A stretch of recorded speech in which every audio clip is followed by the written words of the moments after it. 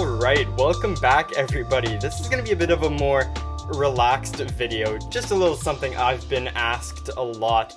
This is pretty much for beginner collectors or people who just don't necessarily know how to protect and store their hockey cards or just trading cards in general. So I'm just gonna give you a little tutorial on what I do. There's no perfect method, but I'm just gonna give you my tips and tricks and what I do for my own cards to keep them in the best condition that I can. So here's basically what I use for most of my regular cards. The first thing you're gonna do when you pull a card out of a pack is definitely put it in one of these penny sleeves. So any insert or hit that is worth a little more, you want to use one of these penny sleeves, and yeah, they're pretty important. There's the regular ones, there's also the thicker card sleeves, which go up to 130 point thickness. So this would be for your jersey cards, patch cards, any of your thicker memorabilia or even non-memorabilia cards. Then there's also these premium card sleeves that I also use. These are just a little more robust than your regular sleeves, but they do pretty much the same job. I like them though for my higher end cards that I'm not going to put in a one touch. So I definitely use these premium card sleeves for those cards. And yeah, so definitely card sleeves is the first thing you want to do. So I'm just going to do a quick demonstration here with this very nice Jack Eichel marquee rookie update from OPG 2015-16. So say I just pulled this card, you can open up your pack of penny sleeves. These are about, I don't know, $2 to $3 for a pack of 100 at most. So you're going to grab your card and you're just going to gently put it in your penny sleeve.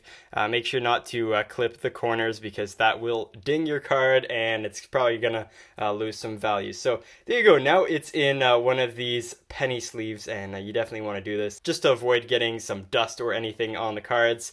And then you're gonna grab one of these top loaders here. So there are a lot of different size top loaders. These are the regular ones, just for your regular size cards. And actually there's a very nice card point gauge right here that you can use right there on the side here of the holder for the top loaders. So yeah, it's pretty cool. You can just put your card there and see what size you'll need. So this is pretty much for your regular size cards, which would be this Jack Eichel. But obviously there are a lot of different sizes. You got this, which would be a 75 point box. This is for a bit of a thicker card.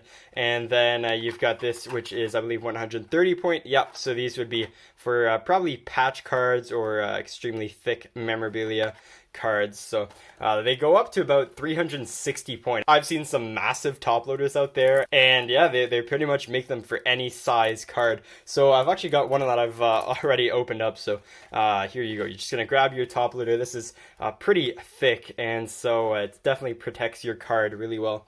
And so you're gonna grab your card here and just like you did it in the sleeve, just gently in the top loader. And sometimes the card will get stuck and it doesn't want to go down. So you're just gonna tap it a little and it's gonna go right down to the bottom. The last thing you want to do is open it up and then push the card down, because that could damage the top edge, and yeah, that's not something that you want to do. So there you go. Now your card is in a top loader, and a lot of people just leave it right here. I mean, it's in very good protection right here. If I drop it, gonna be absolutely fine. But I just prefer not keeping the top loaders out in the open there on the top, just because you do let a bit of dust in, and in the end it could actually ruin your cards. So what you're gonna use here is one of these team bags. So a pack of these is probably around the same price as a pack of penny sleeves, and basically you're gonna grab one of these, and basically it's just gonna protect your card from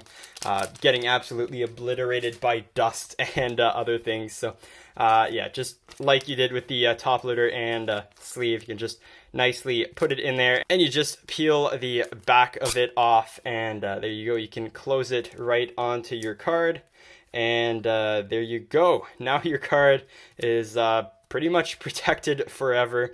There's not going to be any dust in it, and yeah, I mean, it's just absolutely protected. So this is what you want to do when you hit something big out of a pack. This is for the regular cards. I mean, obviously, if you get something thicker, then you're going to want to use one of the thicker card sleeves for those, and one of the thicker top loaders as well.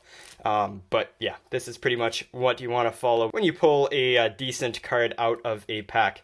Now, if you're gonna hit something amazing, and say you've hit like a $100 to $300 to $500 card, if you hit something huge, some people prefer to use these one-touch card holders.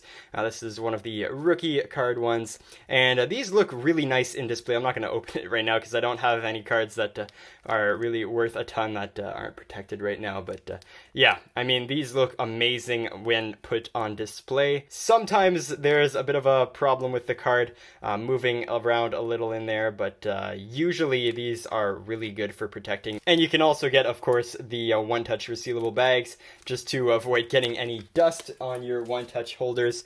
Also, another thing is if you do drop the one-touch, it can first of all get scratched, which is never fun. But also I've seen in the past some that will just open up and then your card can just fly anywhere. So obviously you don't want that to happen. So these are really good for display mostly. I mean, the cards look fantastic. I'll see if I've got one right off camera. Here we go. So this isn't a hockey card, but it's a very nice Bodie Miller autograph from Topps 2014 Winter Olympics. I believe that's what it is. So here you go. This is the card in the one touch and the holder as well. Now, it does move a tiny little bit, but this one is actually a pretty great fit. They do sell these one touch holders in many different sizes. And yeah, I mean, I think the cards look really nice in these holders. It's actually numbered to 50 here, I believe. I haven't seen this card in a while, but yeah, it's a nice looking card, and I mean, the one-touch holders look very nice in my opinion compared to the top loaders, but I mean, it's just personal preference. They both do a very good job at protecting your cards.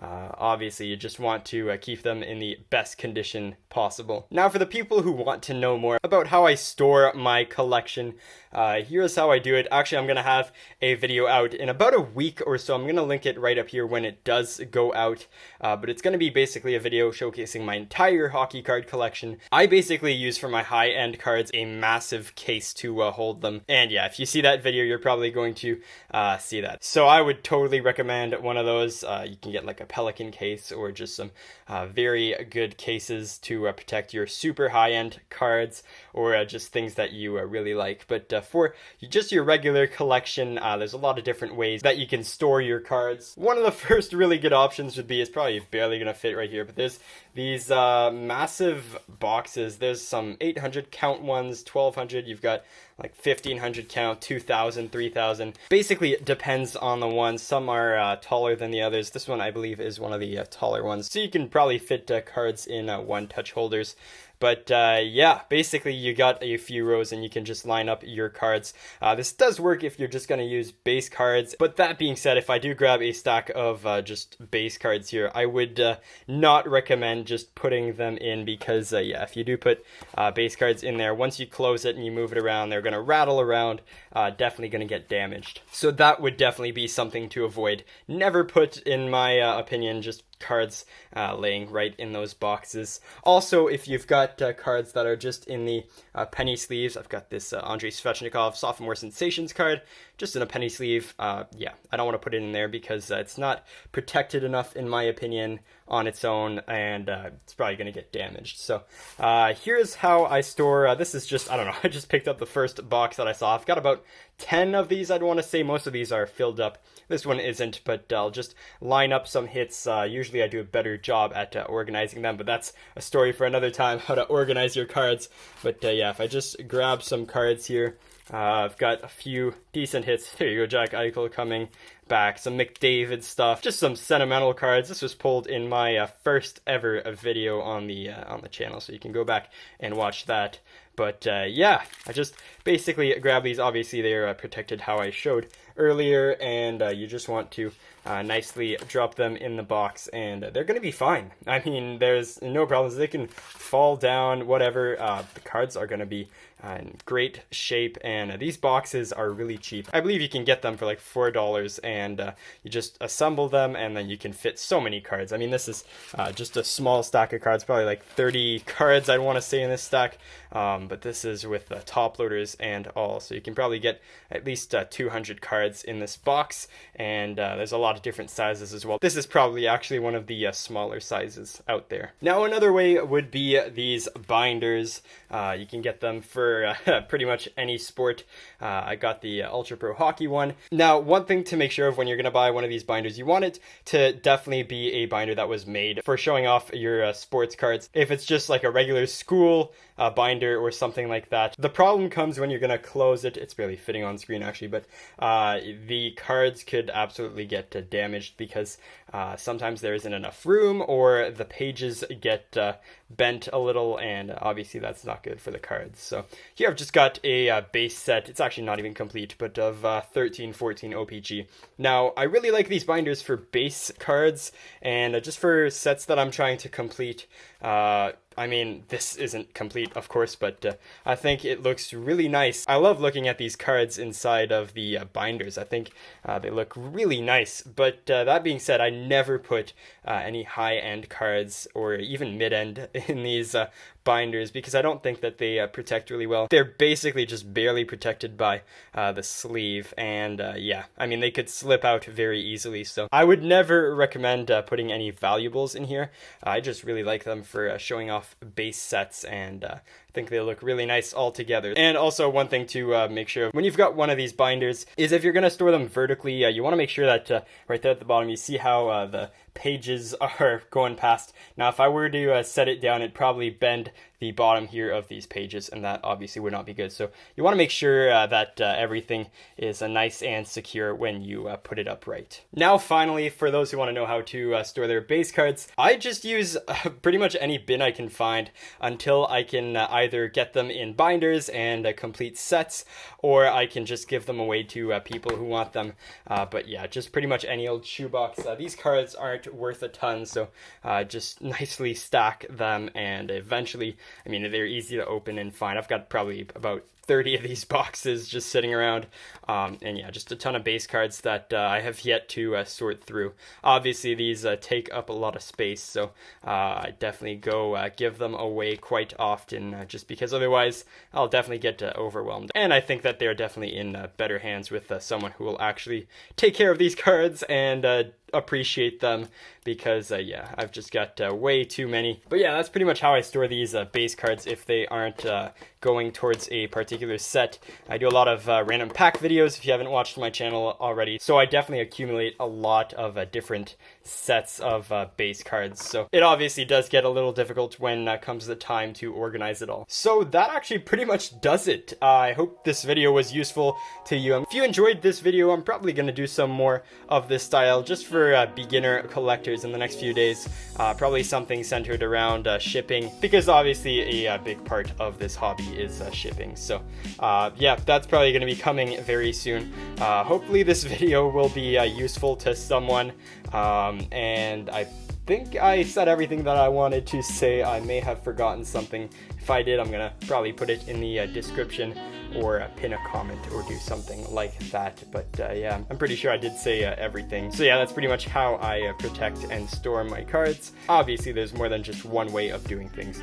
This is just the way I do it. But yeah, so thank you so much for watching. I hope you enjoyed this video. And as always, I hope to see you all next time.